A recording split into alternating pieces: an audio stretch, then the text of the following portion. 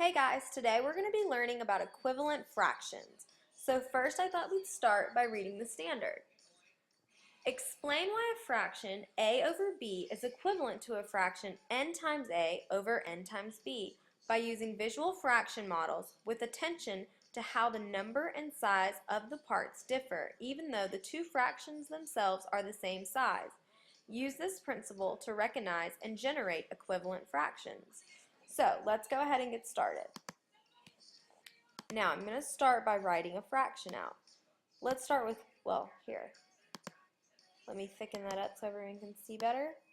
1 over 2.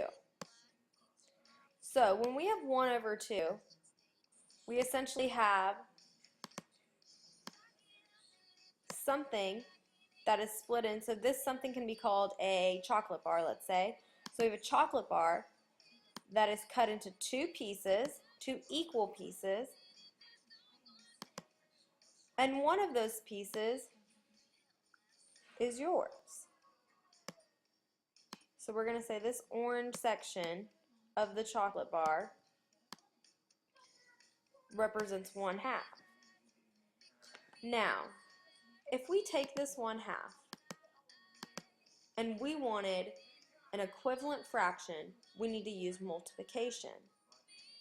With multiplication with fractions, you need to do the same thing to the numerator, which is the number on top, to your denominator. So you now have 1/2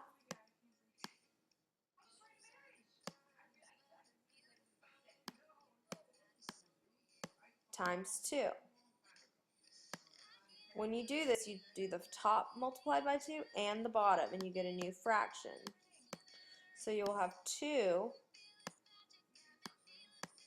over 4.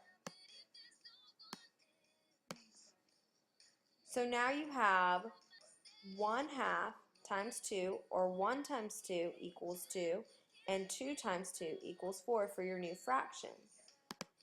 Now to show you how this would be represented, our denominator here was 2, so we had 2 parts of our candy bar. Here our denominator is now 4, so we have to split our candy bar now in half again. And now we have 1, 2, 3, 4 parts, and 2 are in our orange section. Just like before when it was 1/2, we're still using the same portion of the candy bar, but this fraction shows us in two different ways. Now let's go ahead and look at some different fractions. What if you had a fraction like 3 over 5? What would your equivalent fraction here be? My advice is to always first multiply your numerator and your denominator by 2. This way you're finding an equivalent fraction that is larger.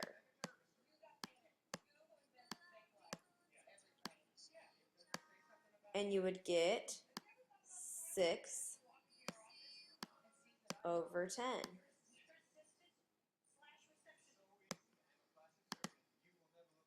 And let's use our visual again. So let's represent our first fraction, which was split into 5 pieces. 1, 2, 3. Oops, doesn't look like I'm going to be very even here, huh? Let's undo that.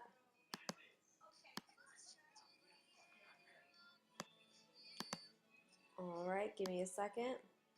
1, 2, 3, 4, 5.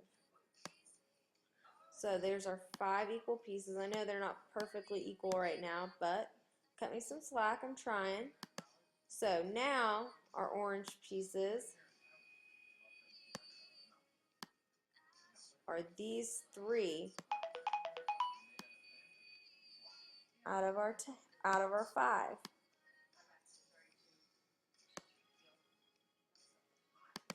If we split now it into 10 pieces, you see that it's still the equal amount, but it's just cut into smaller pieces. If you have any questions, feel free to email me. I hope you now understand equivalent fractions.